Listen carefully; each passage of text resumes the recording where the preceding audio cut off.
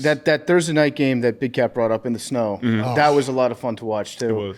And seeing it was I forget, was it Tracy Wolfson?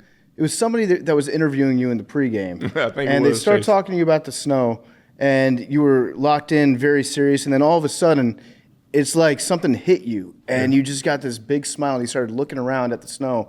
And it's like you got transformed and turned into, I don't know if it just took you to a different place mentally where it woke you up, but watching you just embrace that environment on that Thursday night and go out there and play an excellent game of football was so much fun for America to watch. Yeah, I have to commend the NFL for their deal with the broadcasting networks to have that segment now, because that was relatively new to me. Like typically, like when I go back into the locker room, like I'm getting ready, I'm focusing on, I'm going over my notes, I'm going over my plays, and I'm putting myself in the place that I think that I need to be for this game. So when I was having those interviews with Tracy and others, like I was already getting to that place.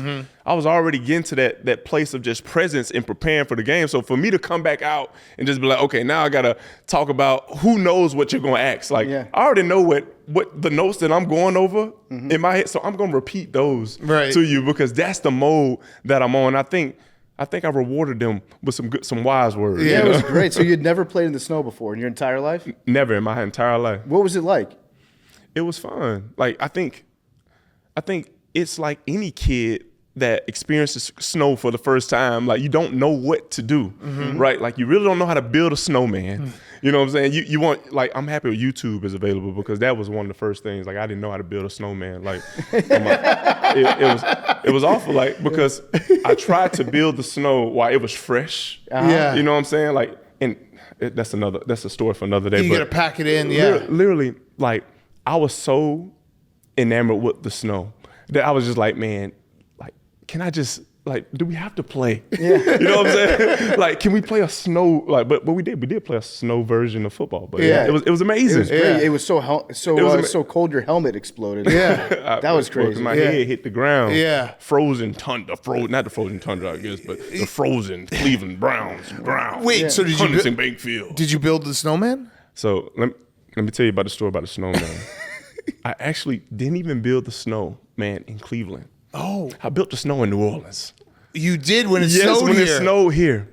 Right. So during Cleveland, when it snowed, like I was away from my babies. Like my babies were like they were at school. Like we didn't have time throughout the day where it still was light for us to go outside and build the snow. Right. But God bless us with snow in New Orleans. So I'm outside there trying to build a snow, like, and my kids, my baby, he's suffering because we didn't have we had all of our waterproof like material up in Cleveland. Like we just got him some gloves from Costco, and we just like, these are gonna work. My poor 4-year-old, like, he out there shivering in the snow because he's trying to, we obviously having a snowball fight, like the Winstons, we're gonna have this. But the snow, like these aren't waterproof gloves, so they're freezing his hair. So after one good snowball fight, like the Winstons, like we in trouble, right? So we're trying to make the snow, and right now, like I'm just making a whole circle in the snow. I'm just like putting snow together, but it was like a blizzard snow. It wasn't like it had stopped. Like typically people build snowmen like when the snow stops and the snow horns up, and you can like get it on the ground. So I'm trying to build this snowman, and I just did an awful job. And it rained in Alabama, and my assistant, Nadia, she showed me a picture of her snowman. And like she had like my trainer, my famous trainer, Otis Leverett, his wife, the one who does all the position-specific workout for me. So they had his football helmet on, like had like a glove on, like a stick that they had like one of her scarves on. So it was a good looking snowman. I had to show y'all this so y'all can have this clip. So I was looking at my snowman, and it just looked like a snow hill. Like, and it just kept like, it was just not good. Did you put eyes on it? I did put eyes on it. So my cousin, again, she gave my wife, like, my wife went over to get some gumbo because she prepared us where she was like, you can't be in the snow without no gumbo.